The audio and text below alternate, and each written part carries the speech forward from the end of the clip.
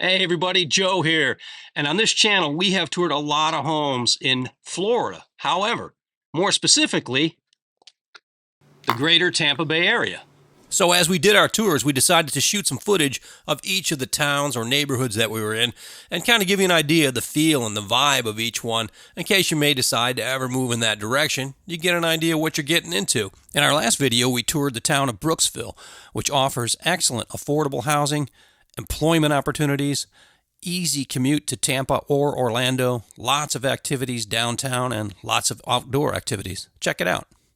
In this video, we're going to head east to the neighboring towns of Weeki Wachee, Bayport, and Hernando Beach. We're going to tour all three together because they more or less go together. They're so closely related, and the points of interest more or less intersect. You're going to go through one town to get into the other, to get to all the things there are to do, and there is plenty to do, as you can see. And we're going to check it all out. But let's start with Weeki Wachee Springs State Park. Hey, Joe here, and I am in what could be your new hometown, a town that technically doesn't exist, Weeki Wachee, Florida. And this is Weeki Wachee Springs State Park. And 10 times the population of Weeki Wachee is lined up here for the momentous summer opening of Weeki Wachee Springs State Park. Let's check it out. So Weeki Wachee is a really tiny town. It's only like about a square mile. There's about 20 people that actually reside in the town. It's been absorbed by the county. It's just too small to operate. But it was originally set up to feature the Weeki Wachee Park, which is now state-owned, and they also have the Buccaneer Bay Water Park. And the mermaids obviously made it famous. It's why most people have heard of Weeki Wachee. The famous show, it's an underwater show they have in a big special theater, like an aquarium, and the girls are done up like mermaids, and they put on a show. And it's a spring-fed park, and the water stays around 74 degrees year-round. So it's very cool, and it's nice on a super hot Florida day to just go kind of splash around in some nice, cool spring water. Also, they've got, kayak rentals. You can put canoes in, you can paddle around, and they have like a rambling bayou. And then they've got the park where you have the slides and playground for the kids and everything. So it's a very popular attraction, and it's usually pretty much packed. So there's a taste of Weeki Wachee, a tiny little town that's actually had quite an impact on the surrounding area. And as you're going to see repeatedly, the mermaids are everywhere. All right, next stop on our tour is Bayport, and here we are at Bayport Park, and it's on the Gulf of Mexico, and it is a beautiful park that's got a dock and ramps for putting in kayaks and canoes, and you can even get on a boat and go out and do some deep-sea fishing from here, but there's plenty of trout and snook and redfish and so forth, and a very nice boardwalk and a pier that you can also fish off of. It's usually pretty busy. We're a little bit of the off-season right now and on a weekday, but beautiful view of the Gulf of Mexico.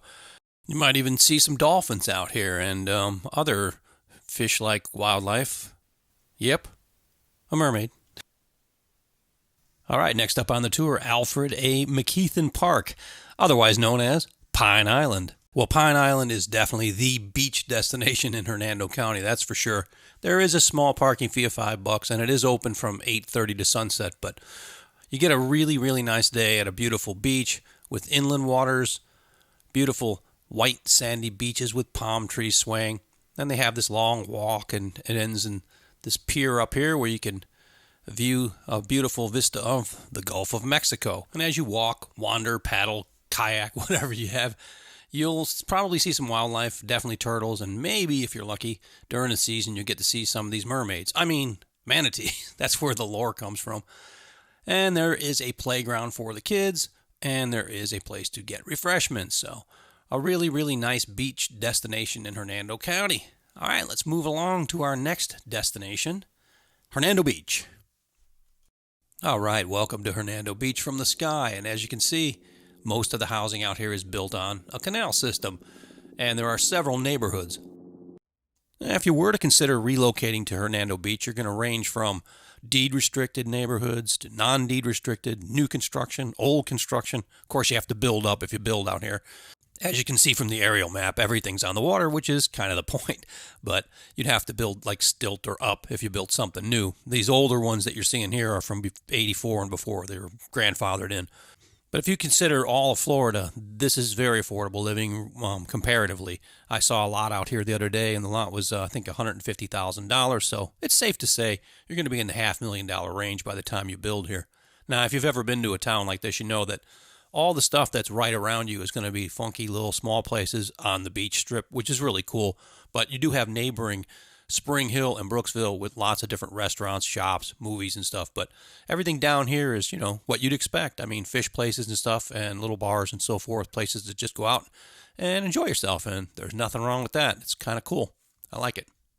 So that's pretty much Hernando Beach. Next up on the tour, Linda Pedersen Park at Jenkins Creek.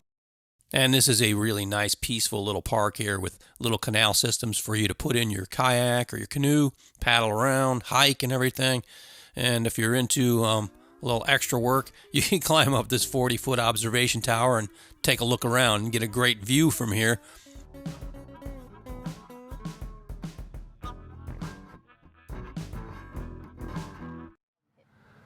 All right, so we've arrived at the summit. This is a really neat tower, and as you can see, it's a little bit of a hike. And I got my cardio for the day, but it's a breathtaking view. And as you can see down below here, you can hike, you can kayak down these little channels here. And it's just a really quaint, neat little place. Okay, our final point of interest is Rogers Park, a very popular little park where you have a boat ramp with golf access, fishing, picnicking, playground, a little small beach. People are pretty much here all the time paddling, kayaking, canoeing. You can swim in here, whatever. So it's a really nice little place. And of course, there's a mermaid. Hey, hope you enjoyed the tour. If there's a town in the Tampa Bay area that you'd like us to tour, let us know in the comments below and we'll make it happen. Until next time, happy hometown hunting.